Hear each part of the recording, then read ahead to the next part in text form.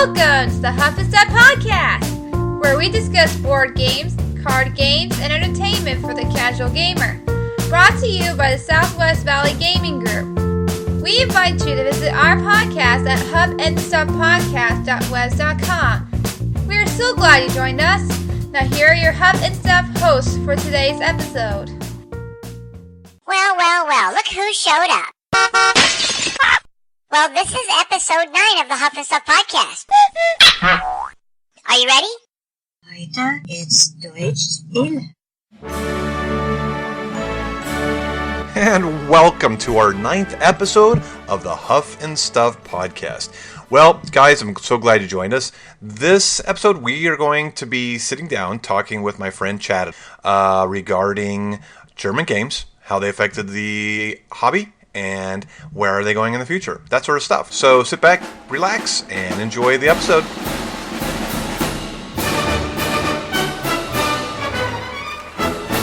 Hey guys, now it's time to talk about what we've been playing recently. I'll just jump in here and I'll say that I played 3 games recently that are kind of new to me. I had a bunch of friends come over. We played Twilight Imperium. I'm not saying I didn't like the game. I didn't hate it. I didn't love it.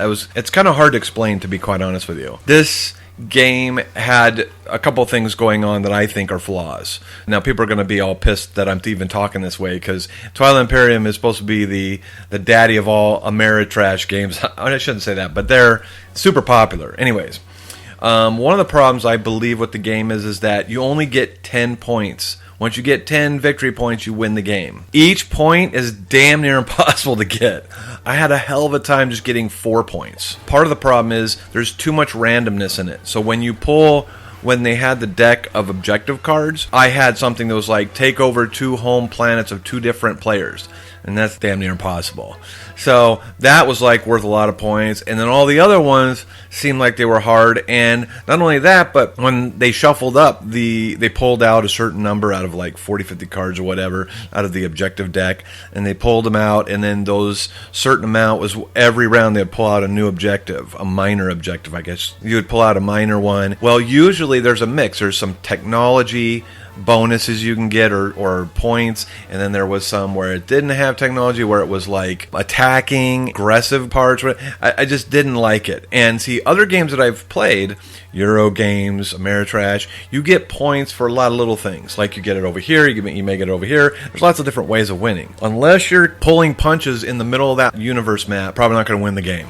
If you're turtling, if you're sitting back and trying to build your technology tree, whatever, you're just not going to win. And so that kind of forces you to attack, and it's a little too aggressive for my taste. Now, there's nothing wrong with being aggressive, because I know there's plenty of people out there who like games like, Spartacus. And they just love that kind of stuff. But there's just some flaws with the game. And if you're having a bad time with TI3, you're there for 8 to 10 hours.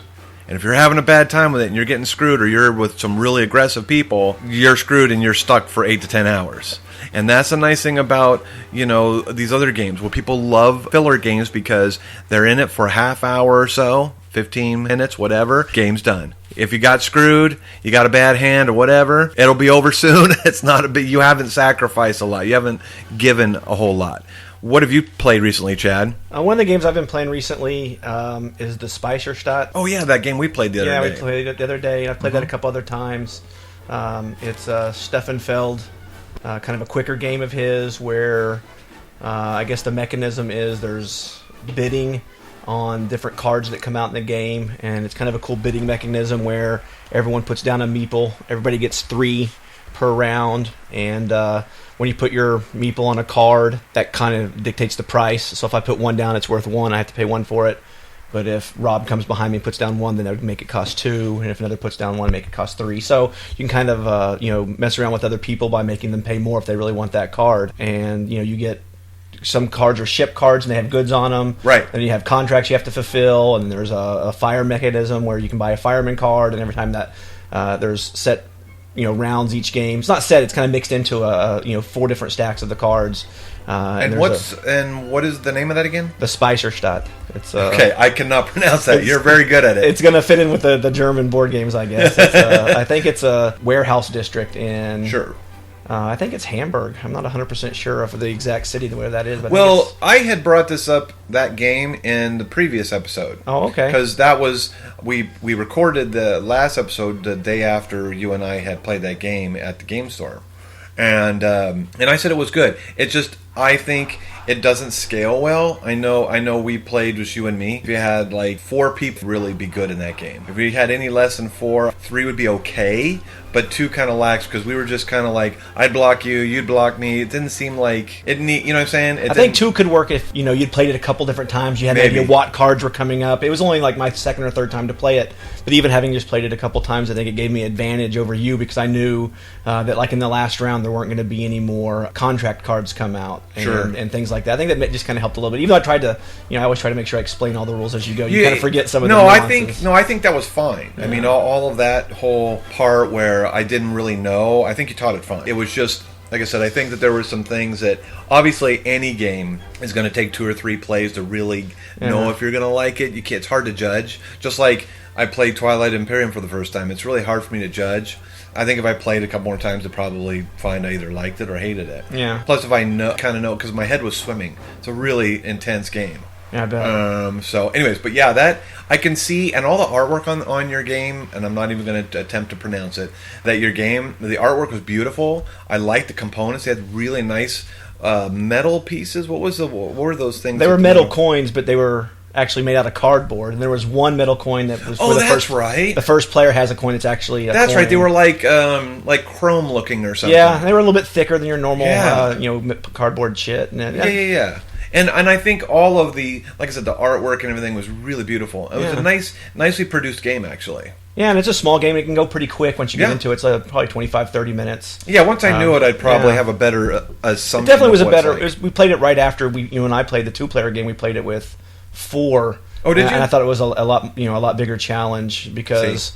It's it's a little bit harder to figure out what's going to be available whenever you're just playing with 2 people. You've got a pretty good shot at kind of dictating some of what happens, especially if you're the first player. Right. So. Last night, my wife and I sat down, and I always love Saturday nights because that's my wife and I's time. We can sit down. It's kind of like a date night, but she'll break out some drinks and we'll play some games, and I just love it. Playing games just her and I. What was it? Last holiday period, we had bought some games from Fantasy Flight. They had that sale. I think I told you about it before. And we had finally got around to playing one of the games we bought called Olympus, and it is a ancient Greek styled game.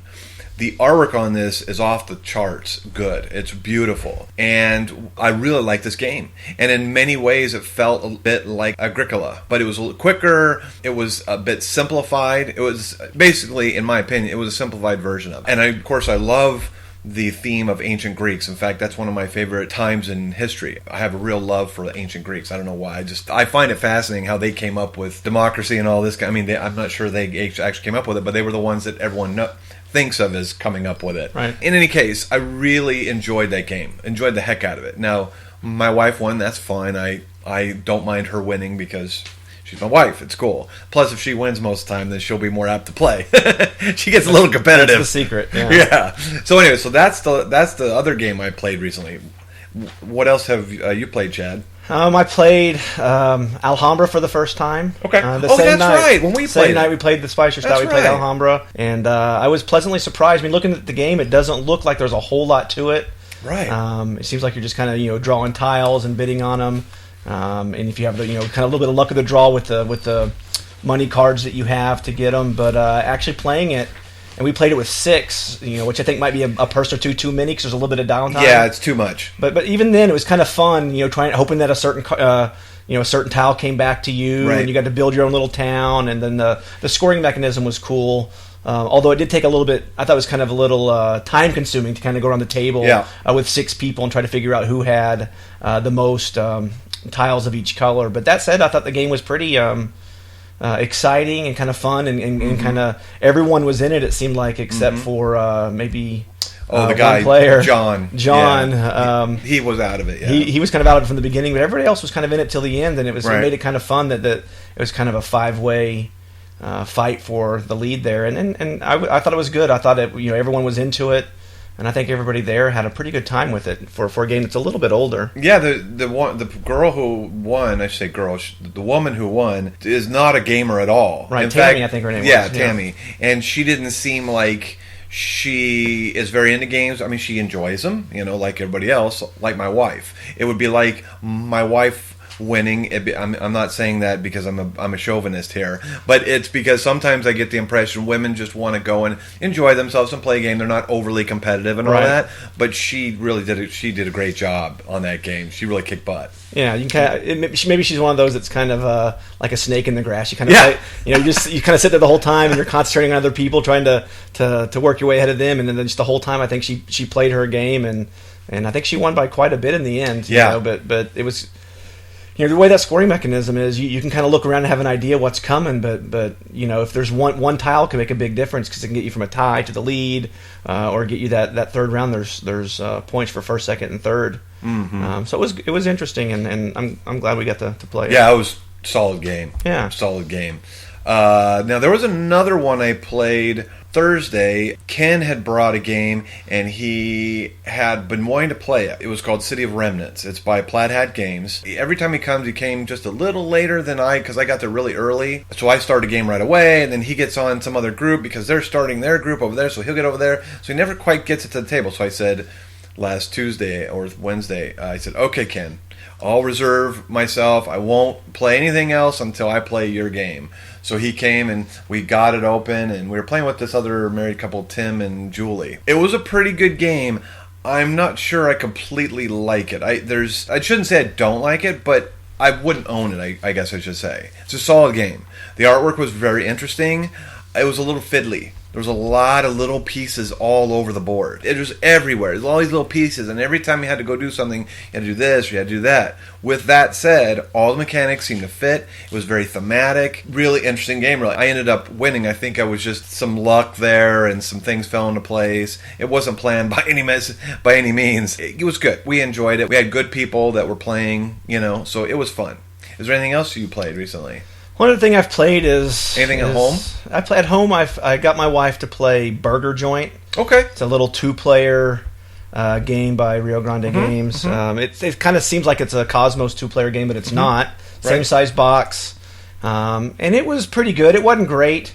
But two-player games, as long as it kind of engage you for 20, 30 minutes, sometimes it seems like it's worth it. Mm-hmm. And that's what... And it was good. It was kind of back and forth. You're building... there's really the theme's kind of pasted on for sure. Yeah.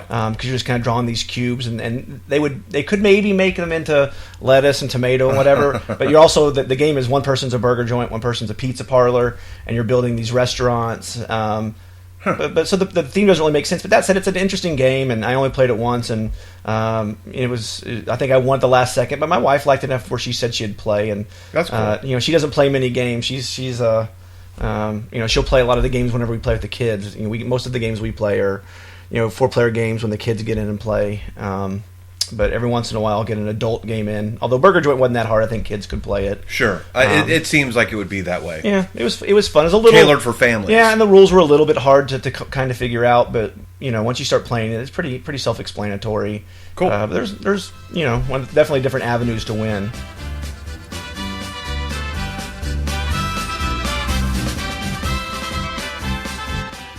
And now, it's time for Word of the Day. Thank you, Elise. That's right, we're on to Word of the Day. And this time we're going to be talking about Kingmaker is the word of the day. A player himself in a losing position that has the power to decide who will win a given game, generally in negotiation games. Settlers of Catan, Nothing Personal, Junta, and Dune are all examples of a Kingmaker. And in games where you have a lot of negotiation, this Kingmaker is a factor in those games where you're kind of out of it. You don't have any powers to necessarily win. You can see the forest for the trees, so to speak, and you just jump in there and help someone win, basically. I think you could say the Kingmaker is one of these types of abilities where you can help someone win. Have you had any opportunity to see this in a game there, Chad? Definitely. It seems like whenever you have these Kingmaker games, you're always, you kind of bring, it kind of comes to light whenever you're the guy that's winning, mm-hmm. And sometimes people pick on you a little bit. Right. That's kind of that catch-up mechanism. Sure. But it's frustrating whenever it's you. It's always fun whenever it's someone choosing you to put you up ahead of the guy that's in the lead. So sometimes it can be good, sometimes it can be bad. I guess it depends on which position you're in. It's being in the position, let's say if you're out of it, sometimes it's kind of hard to decide because you do have an opportunity that if I play this way, this guy's going to win. If I play the other way, this guy's going to win. And sometimes, in those negotiation games, it comes down to, who has wronged you the most. And that's kind of how the game's designed. So sometimes you have to kind of win with honor. Right. Otherwise, someone's going to have the opportunity to come back and kind of stick it to you. And that's kind of how, that's in the design of the game in a lot of those negotiation games. So I noticed there was a little bit of that going on with Twilight Imperium. Okay. Like I was able to help someone else boost their thing. And I was like, hey, I'm okay with losing just so that guy doesn't win. Right. And there's a little bit of, I think, with this kingmaker sort of term or this whole sort of phenomena that people they'll get frustrated. And so in order to get some players back, they'll help someone else so they can get that player back. So I think there's a little bit of that going on with this whole kingmaker too.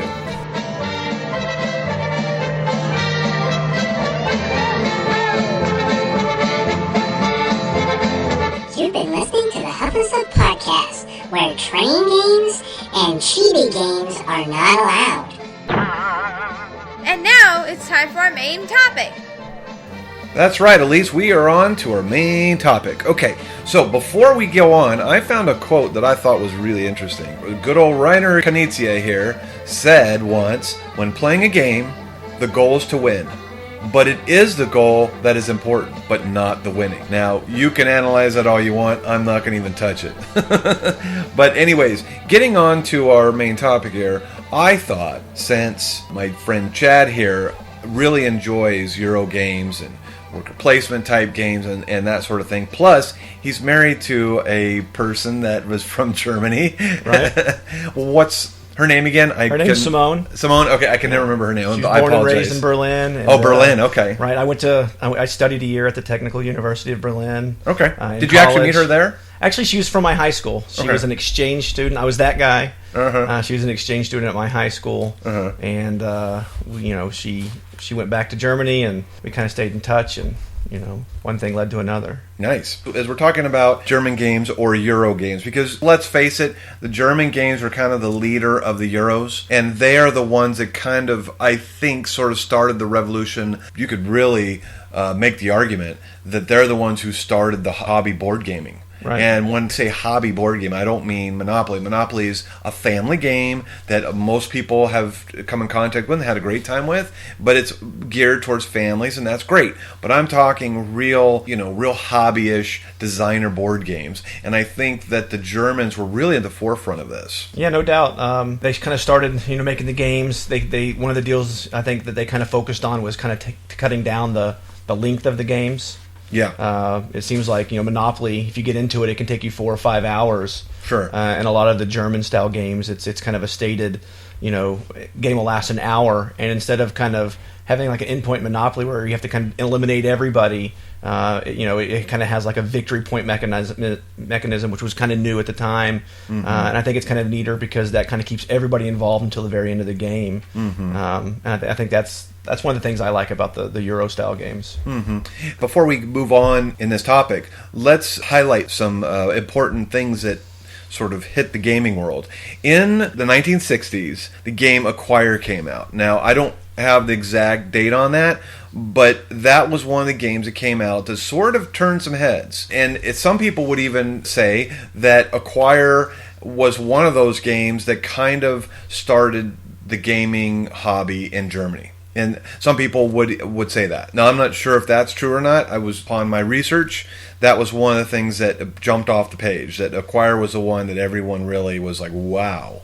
The second one, in the late 70s and early 80s, concentrated effort in Germany to start producing board games that we consider designer board games. And I've said that before, but this is really, really, really important because by the time that the 90s came around, this is when Settlers of Catan kind of hit the scene in America. True, that wasn't the only German designer board game that came over, but it was the one I think that had the most impact. And I think that Americans really was like, wow, what is this? I mean, it's definitely not Monopoly. And one of the other things that I'd like to point out is that Germany produces more board games per capita than any other country in the world. That's crazy. Because the size of America, I mean, we are way larger than Germany, yet they're producing more. So that means more people are buying or playing board games than in America. Right. The only, I've never really, the year I was there, I didn't play a lot of games. Really? But if you went to a shopping center or whatever, or like a Toys R Us, or even like a Sears, whatever, the game sections were, 5 or 6 times the size of what we would have here. So it was, it was definitely more prevalent, in Germany. Although I didn't have a chance to play back then, I wasn't into the hobby. And that was 96, 97, is the year that I lived in Germany, and I was a 21-year-old kid, going to school, and then I never really got into it. Although, it was there at the time, because I remember, walking by and just going, man, look at all these games. That was kind of it for me. And thinking back, I think, man, I wish I had bought a card game, or Settlers of Catan was out by then, and I wouldn't have had to wait 10 years to kind of discover it. With your connections, with your in-laws and all that, I would want to go and see Essen. Right. That's what I would do. Yeah. I mean, if I was your family, I'd say, hey, sweetie, let's go back in October and go to Essen. Yeah, I mean, my wife and kids go back every summer for 6 weeks or so. And I guess the deal with Essen would always be, because I've thought about it, the issue would be they're in school. Can I go with you? Yeah. You take a week out. And then Berlin to Essen is not necessarily close. I'd have to get a hotel and all that stuff. Yeah. But, I'm sure at some point I'd like to get over there. I've still never gone to a convention. Still, so. I mean, if you only really went 2 days, like let's say you got a hotel and stayed overnight, and just you flew in the morning and then you stayed overnight that one night and then flew out the next night, you're only getting one hotel room, and then flying in and out back to Berlin or whatever. I would think that would be doable. Yeah, it could be. We've always done, whenever I've traveled or the kids travel, we've tried to make longer visits because it's so expensive to fly. Right. You're looking at on if you get lucky, $1,000 a person. Wow. Usually probably closer to $1,200 per passenger is what we've always been able to find. The travel industry is so odd that you can certain times a year are cheaper than others. But I would think October wouldn't be too bad, would it? Yeah, I don't know. I mean, the Germans love to travel. They love their board games and they love to travel. Yeah, so they love to come over here and visit national parks. They love it. Every time I'm at a national park, I hear German speaking. Right. There's definitely they travel. Yeah, they get 6 weeks of vacation, mandated. So lucky suckers. I know that's nice to have. So they do travel a lot. They travel inside of Europe and outside of Europe. So I think that's from their side of things, you can get some really really inexpensive flights. But flying to Germany, we still have to kind of pay what we pay. Right. So that's why it's cheaper for them to fly here than it is for us to fly there. Right. Now, getting back to games here, in 95 is when Settlers of Catan hit American stores. Some sort of correlate this with like the British invasion in the 60s to how Settlers of Catan and then the subsequent German games that came to the U.S. afterwards was like that. I can tell you that from my perspective, like we talked about in maybe episode 1 or 2 of our podcast, Settlers of Catan really has changed the world. It really has. Not only is it bringing joy to families and whatnot, but it's definitely made people sort of introduce them into the hobby and just how amazing it is.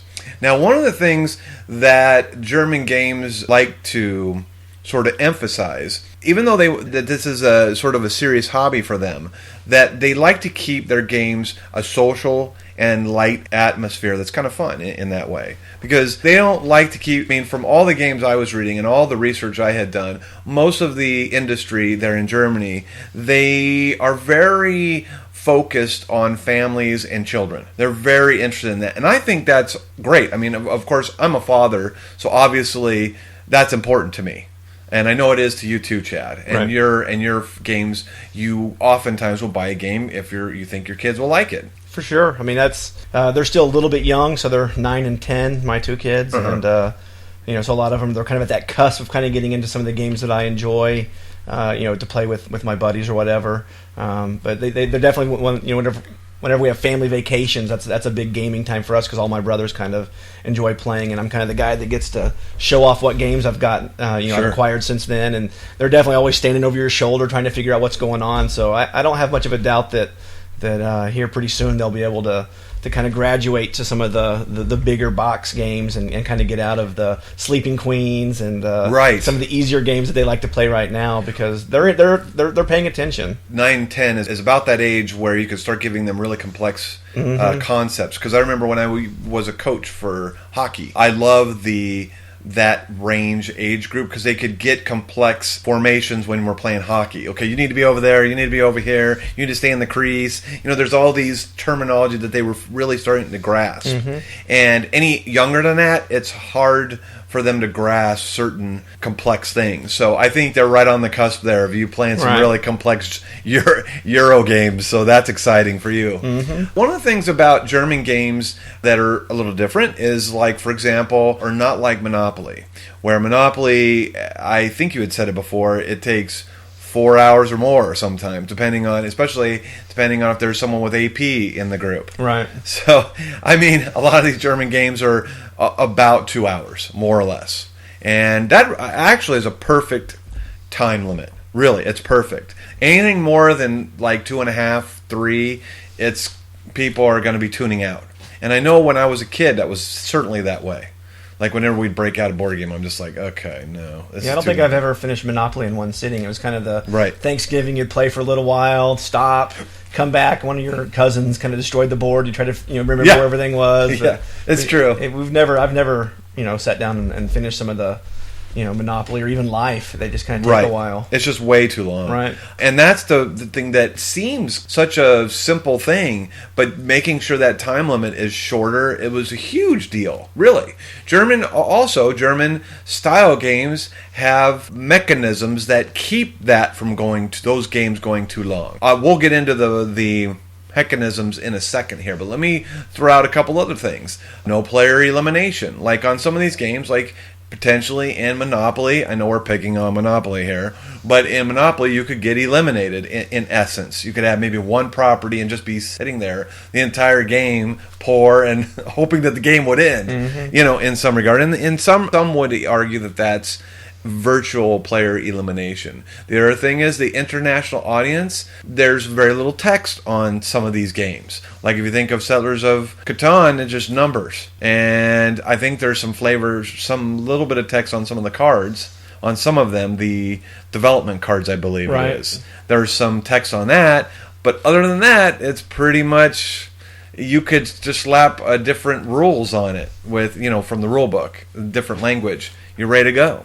So I think that there's some of those that came around that had that international audience, and they tailored it for everybody. The other thing is that they usually have a mix of mechanisms. Like, it's a bit pacifist. I know there's a lot of people that do not like a lot of Euros because it's like you're playing a solo game. They'll often say there's not as much interaction, there's not a lot of attacking, and they're just kind of sitting off to the side. You could kind of argue that Monopoly's a little bit that way, though. It's not a lot of player interaction. The only thing you're saying is that, okay, you just landed on my property, give me some money. I mean, you could kind of say that is, so I'm not even sure that's even true. Although these are things I got off the internet from my research. There's only a few plausible or reasonable choices in each turn. Now, I'm not even sure that's right either, because maybe on the early ones, maybe the early German games. Yeah, I mean, if you think of, Settlers of Catan, you kind of roll, and that's kind of a little bit luck-driven, but you kind of take the luck out of it by where you place your settlements, and you can kind of tell by what number you're putting that near. You kind of have to know that 7s and 8s are going to come up more often than some of the other numbers. So there's you can kind of take a little bit of the luck out of there. So there's more strategy for sure. Than some of the roll and move, early American games. There's just kind of a greater depth of strategy for sure. Yeah, there seemed to be not a lot of downtime in some of the German games. There's fewer pieces. I mean, if you open a box of Monopoly, there's a ton of pieces in there for an older game. I mean, I know it's not a card game necessarily, but we're talking a board game. And you could say that Life doesn't have a whole lot of pieces in it, and Sorry, there's not a whole lot of pieces either. So I'm not even sure that's true either. Because Ameritrash games, or American-style games, I've seen some that have hardly any pieces. So I'm not even sure that's an actual true statement there. Now, this part is true, that there's a lot of people in our industry that complain that Euro games or German games don't have any theme. Like, it's completely pasted on. I think that they're getting better, some of the Euro games. I know that the earlier ones, it's true that there is a bit of pasted theme on there. However, I would argue that Settlers of Catan, what's the tile laying game I'm trying to say? Carcassonne? Yeah. What's some of the other ones? Alhambra? I think they're perfectly themed fine. I don't know what they're talking about. I guess the deal is on some of those you could paste on another theme. But yeah, but you can say it about a lot of games. Yeah, I think you could. I'm not sure that's... I'm not sure these... It seems to me like with a lot of the Ameritrash games, the only thing they paste on to me is just, it's either fiction or science fiction or fantasy. Which to me, I kind of, not being a big Ameritrash gamer, just kind of, they're all the same to me. Okay, you're in outer space, and that's kind of where it loses it for me. But with the Euro games, I guess they kind of get stuck with a lot of ships in the Mediterranean, sailing around trying to take one good from here to there. There's probably too many games like that, and so shipping games. Yeah, shipping games. And then the train games are really popular, and the train games are always kind of lumped into one big family of games. The 18XX games. Right, that style. Right, and it's kind of the same game with a little bit different mechanisms or a slight twist here or there to make it different. And obviously with train games, you can always just have a new map, which can change the game. I mean, Ticket to Ride's got however many different maps now. I'm sure it's 10 or 15 different maps. Yeah, they got a lot. And they kind of add the Ticket to Ride Maryland edition. They've got where you have benefits to be the first one to complete a route, because then the people have to pay you once they do that route. They have to pay the toll and things like that. So it's just a little twists, little new things they can add to an old game to kind of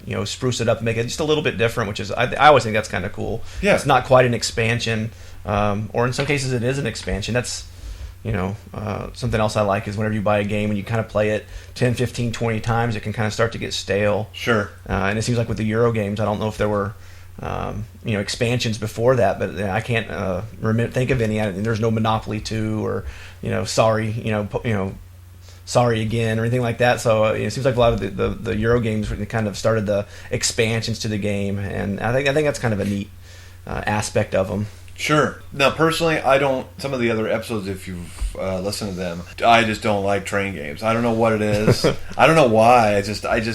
I'm like, I don't get it. I don't get why they're so popular. I like Ticket to Ride, I guess. There's some of the crayon train games and some of the harder games. I've never played Steam or some of the harder ones, and I would like to sit down with someone that's really into them maybe and play it one time. Sure. And see if I like it. But Ticket to Ride's fun, I think. It's a good family game. It's nothing too crazy. I can see where someone might not like it for sure, but I think it's a fun game. Yeah, I mean, I downloaded for my Xbox. They've got a version. And I tried that because I was like, I'm not going to buy this. I want to try it before I buy it because I'm not even sure that I just like this kind of stuff. And we were playing it, and I was like, this is it? This is what everyone's getting excited about? It's a set collection game on a map that has these routes, like a train route thing, and you just put the little squares or whatever they are on the different... I don't know, man. I just didn't get it. Anyways, before this becomes a train episode, let's definitely move on here. Now, I'm assuming that some of this research that I did, and I've been naming off some of these mechanisms or these things that sort of people sort of think of when they think of these games. And let me just tell you right now, these aren't necessarily my or even Chad's definition of a German game or a Euro game. These are just what I've done research on, and we're talking about it here. Now, one of the things that I've noticed, and this is true of a lot of these games, they have very little dice. Like Agricola has no dice. Puerto Rico has no dice. Right. So you could argue that is definitely right on, because I believe the Settlers of Catan, out of all these games we've talked about so far, is the only one that has dice. Mm-hmm. Like Ticket to Ride has no dice. Carcassonne has no dice. Mm-hmm. So yeah, that one I would say is right on the money. Also, positive scoring mechanisms. I'm not even sure what that means. Why don't you jump in on that, Chad, and tell me what you think that means? I think positive scoring mechanisms, I guess, just the fact that maybe multiple scoring mechanisms. Maybe it means that you're not attacking someone to get your points. I guess that could be it. It's kind of worded weirdly enough that it could mean a couple different things. So right. Maybe it's meant to be ambiguous, but I think it's cool. On it seems like some of the current games, Stefan Feld kind of has a reputation for the point salad type games where every time you do something, you score. There's 25 different ways to score in a game, and some people like that, some people don't. I personally do like it. I love it. I think it's fun to have play a game and you can play it 25 times, 25 different ways, and win or lose, based on what you do, and I think that's kind of neat. I think that's a good thing, and let me jump in here real quick. And why I think that's a good thing to have. You called it what you called the salad points? Point salad, and I think the point salad one is. We should put that on another episode of Word of the Day to give a little more detail to that. But I think that's a good thing, and this is why I think it's a good thing to have a point salad, is because just like I was talking about earlier when I played Twilight Imperium.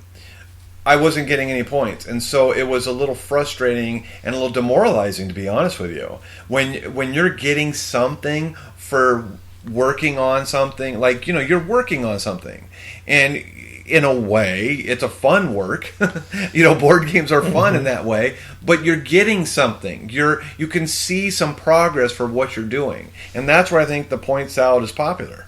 Right. So getting something for doing these actions is an encouragement in a way. It's encouraging you to continue and to triumph and get to that final thing, right? So in many ways, I think more games need to do this. In my opinion, that if you don't get, like, there are some games you couldn't do that in, like Robinson Crusoe that I brought up before. You're just trying to survive.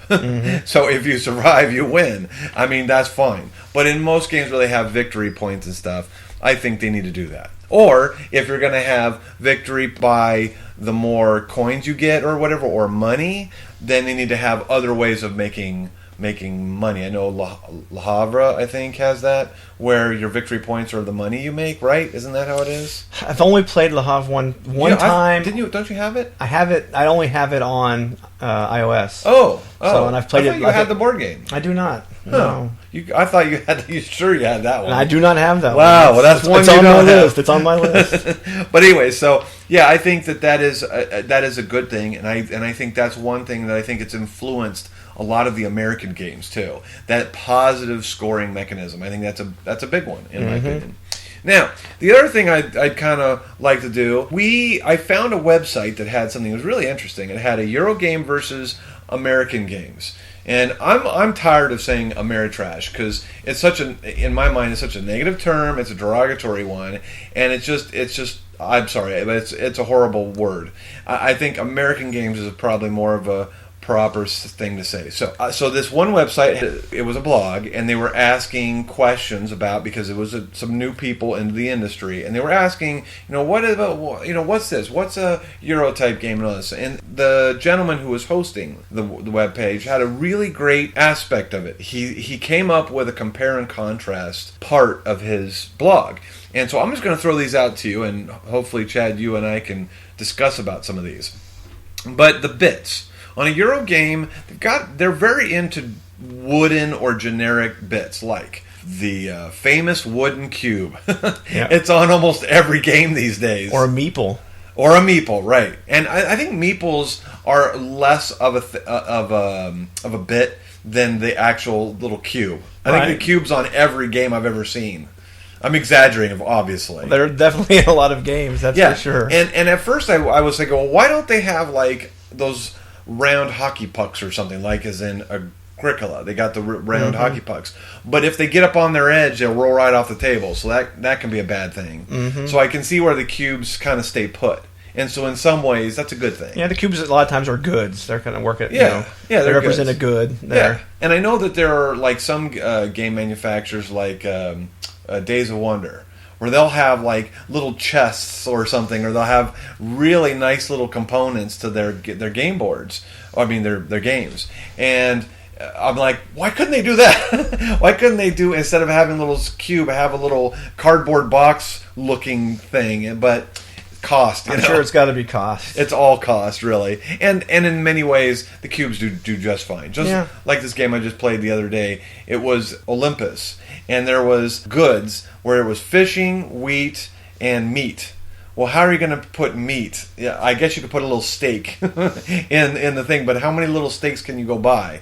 Where would you even find that? So I can understand, and the cubes work just fine. So now on the American style games, they are very into plastic miniatures, dice, and that's visually just fun. Mm-hmm. It's visually fun. It's like being a kid again. It's like you and I played the other day, that Days of Wonder Memoir 44. Right. And it had minis galore. And that was fun. I felt like a kid again with the green plastic miniatures. Right. It was fun. Yeah. In that regard. Yeah, it was a fun game, and it did kind of seem like you're in your sandbox with your little green plastic soldiers. Exactly. And that's where I think that the American games are great, in that the components help draw you in. They help carry the theme. And I think that's kind of important. So one up for the American side, right? No, just kidding. Now the other thing is theme, and we had talked about this a little bit before, where the Euro games have real trouble linking up some of their games and their themes. Now I don't know if that's true necessarily, because like I said before, I think that Settlers of Catan is fine. In fact, if you buy any of their expansion to the game, like you had found one... Seafarers, thank you. I bought the Seafarers off you. You found it at a Goodwill store, and in shrink wrap, I should say, is an amazing find. That helps bring a little bit more of the theme out a little bit more. You got ports, and it makes the whole, there's a bunch of islands, and it really not only brings depth to the game, but that theme really sort of comes out a little bit more. I think theme is fine in Euro games. Yeah, just there's definitely some abstract Euro games, and I guess there's a desire for either the designers or from the people playing them to have some sort of theme. I'm fine with playing just an abstract in and of itself. I love the game Quarto. I think it's fun. There's no reason for it to be anything other than just some basically like chess pieces moving around. I'm kind of fine with that. I think it's a cool game in and of itself. I mean, you could argue that chess is really abstract, just like Chinese checkers. They are pure mechanical games, right? So, and they work just fine, and people have a blast with these games. Mm-hmm. They definitely withstood the test of time, right? So. And I think that part of this issue is American games of recent. I think ever since really Arkham Horror came out in I think it was the early 2000s. Yeah. When those came out, I think that's when people started saying, well, why don't these Euro games have it? Mm-hmm. So I think that the German games, the Euro games, had to kind of go back and say, well, gee, that wouldn't be a big deal to put some more theme into it. Mm-hmm. Like really really try to build it into it. And I think some of the games recently that have come out are quite like Bruges. Yeah, you got Bruges, and that was a very thematic game. You had the canals around the outside of the city that you had to build, and that's all really thematic. I just think that's a bit of a generalization. But again, all these are really generalizations. American games, I think that they've always had a fairly strong theme to them. In fact, sometimes they have too much. Like there are some games out there that Americans really grasped onto RPGs. Mm. And I think Americans were kind of the leaders or kind of in the forefront of that whole industry. I mean, TSR came right out of the US of guys who had been playing war games. And so they started doing that. And that is nothing but theme. I mean, you could argue, you're building your character and you have so many hit points and all, but it really is just, it's pure imagination, it's pure theme. There's not a lot of mechanics to it. So you could argue that too. So I think Americans always, and I think part of that you could say is people work hard in the US, and I think people need an escape. I think that's why movies are so popular, have always been popular in the US. It's just people want an escape, and I think theme helps that. Now rules. What's your? I'm gonna throw this back in your court. You're really like the rules master. Anytime we get a new game, not only do you read it and almost understand it instantly, when we're learning a game and you break a new one out, like I think you just brought one today. You just brought a new one, and it's like you have this amazing knack for just being able to read a rule book and just kind of knowing it right off the bat. I've never really thought of it that way, but you are. You're awesome as far as anyone I've known. Yeah, whenever I introduce a game, I like to make sure I know it a little bit. And there's, sure. Board Game Geek's, kind of my go-to. There's so many videos and reviews and rules explanations just to go into the forums and kind of people ask the questions that before I do. That way you can kind of come in with a plan. I don't, there's definitely been times where I brought a game and I had no idea. Yeah. It just seems to kind of, to hurt the game, and everyone's kind of left grasping for straws. So I definitely try to come in, if possible, crack it open and play it one time, by myself. Or maybe a round or two, just so I have an idea of how it's supposed to work. And what do you think about the rules in comparison, like Euro type games and the US ones?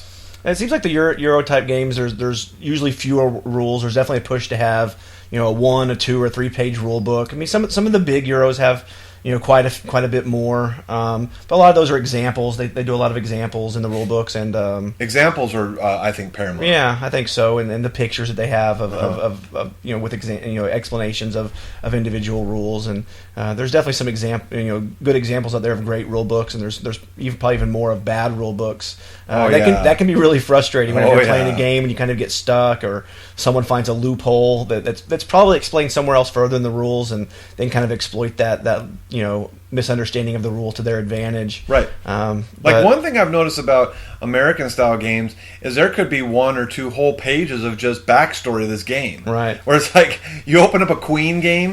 Queen game is from Germany, as you know, and Queen's game, the whole German company. You open it up, bam, there's the rules right there. There's no playing around. And there's usually six rule books there, one for each language in the box. Right. Well, I mean that's what the majority of the rule book is, or other languages. Right. It's like maybe 2 to 4 pages max. Mm-hmm. They kind of get right down to it. Right. I just bought Fresco, or I shouldn't say bought. I got for Christmas Fresco, and so we played it, and I learned it, and it was really easy. It was really easy to learn those rules. Queen's Game does a really great job with their rules too, so that's it doesn't hurt anything. Now, one of the things are luck versus strategy. I know we had this episode a while back, but let's kind of go over this really quick. I know in a lot of Euro games, there's not a lot of luck there, and on American games, there's tons of luck. Sometimes too much. Sometimes I like to have a blend. I like to have a little bit of luck there. And one of the things that I know we had talked about in that first, or what was it, second? I can't remember what episode it was, but one of the episodes we had on luck versus strategy, you need a little bit of luck so that it makes not only things be interesting, okay, but to help those beginner players. Because if you're an advanced player and there's no luck there, not only does it not give you a challenge, you kind of can figure it out after a few plays, but it helps give things a little more interesting. It gives the beginners a little bit of luck, because let's say they get a special card that came out and it gives them a boost. That's kind of good. Like if you think about, a great example is Settlers of Catan. Some of that luck is in the dice, some of it's in the development cards, because when you pull out, get extra 2 pieces of road. Right? You build 2 road pieces. Good games need a little bit of luck. Not massive amounts, but a little bit helps balance things. Yeah, I like games where you can kind of control your luck a little bit. Where if you get an extra die or something like that, those are the ones I like. But I definitely think that the luck's necessary in most games to kind of keep that randomness. Keep you on your toes a little bit. And, right. It's kind of fun to cheer for. The lucky dice roll. Sure, It's always fun. I'm going to throw out examples before fun.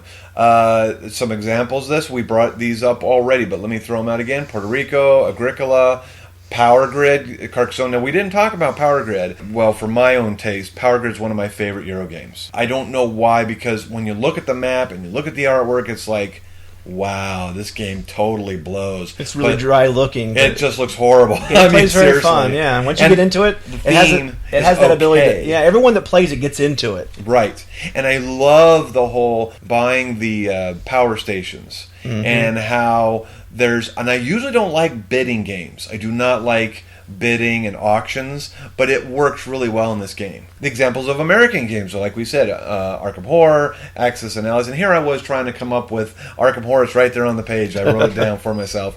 War of the Ring, Twilight Imperium 3, like we had talked about earlier. Okay, so this begs the question: where are German games going in the future? What do you think, Chad? It just seems to me like they're the distinction between the two. Kind of as you hinted on with the the German style games looking at the American style games, going like, hey, why don't we try more of that? But it kind of goes vice versa. Right. So it seems like there's more of a kind of a blending of the two, and the distinctions are getting less and less. And I can see that's where it's going. It seems like there's also more emerging markets or countries. I know like Czechoslovakia and Poland and Italy have a lot of game developers and game designers that are coming from those countries. I think it's always kind of cool whenever you get someone that just thinks a little bit differently.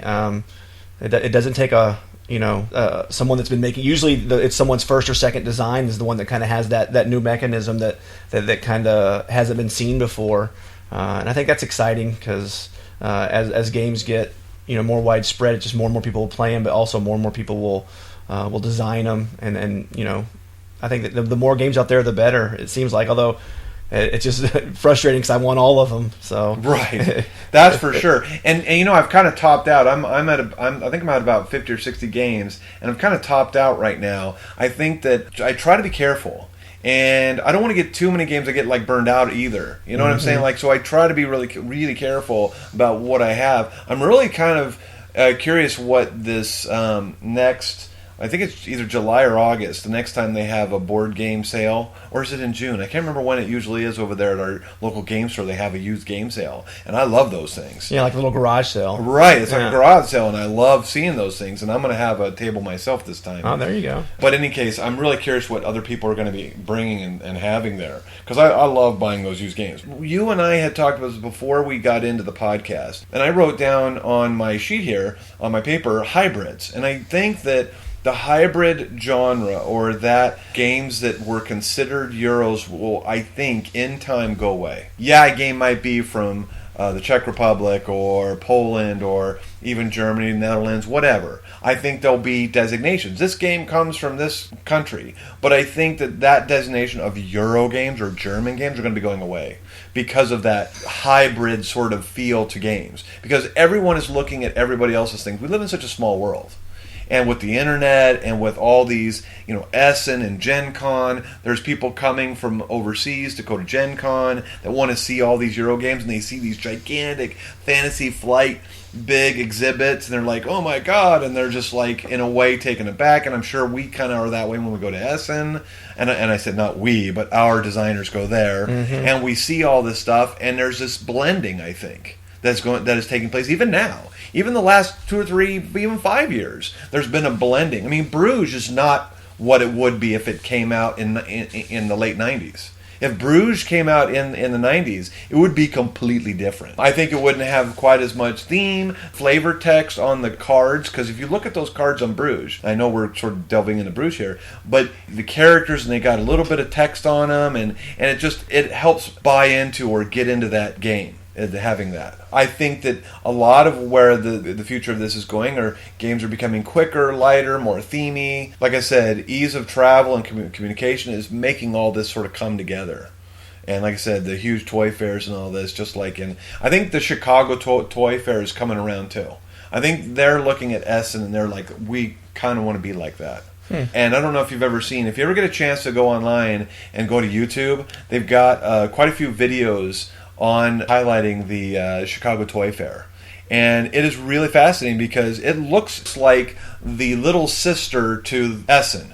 I mean, Chicago and its toy fair is gigantic, but it geared towards families. And if you look at Essen really is for families. I mean, that's their focus, I think. Most games in Essen, if you've ever seen the videos online, they're really geared for families and kids. Germans do a superior job with kids' games. Now, that's one thing we haven't gotten into with the German games, but I believe German games are superior when it comes to children's games. If you look at some of the stuff coming out of Germany.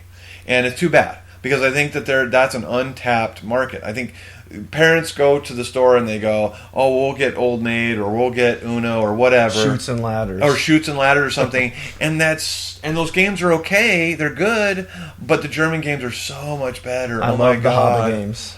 Oh my God, they're so good. Yeah. Like, I know you're probably sick of Sleeping Queens and these other games, but I don't even think those are German games, though. They're Game Right games. I think they were designed by an American girl who's like 7 years old or something like that. Yeah. Oh, okay. Well, again, and I know that there are so many good games out there, and I know there's that one game, and I should have written this down, but this was kind of off the cuff here about children's games. But I know there was a couple of German games that I had seen recently where it was a magnetized board, and the little pieces would run around the board, and they were I think it was little Red Riding Hood or something. And there was a tower, and they got in, and there was one called something Forest, like Forbidden Forest, and Enchanted Forest. Enchanted Forest. There you go. And that's a German game too. Yeah. And you flip it's kind of a memory kind of game. Pine trees. Yeah, you flip the pine trees, and that's ingenious. And the whole thing looks amazing. The box art, the components are just amazing,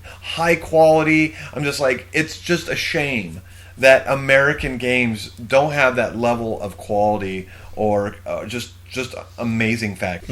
So anyway, so that I think covers everything we will kind of want to go over with German games. And I know you, of course, are very interested to see what holds for the future. I know that there has been a few radio, or I should say radio, but podcasts that are, so far we haven't had a big blockbuster. And there's been so many blockbusters that have come out of Germany. Every, what is it, like 5-10 years-ish?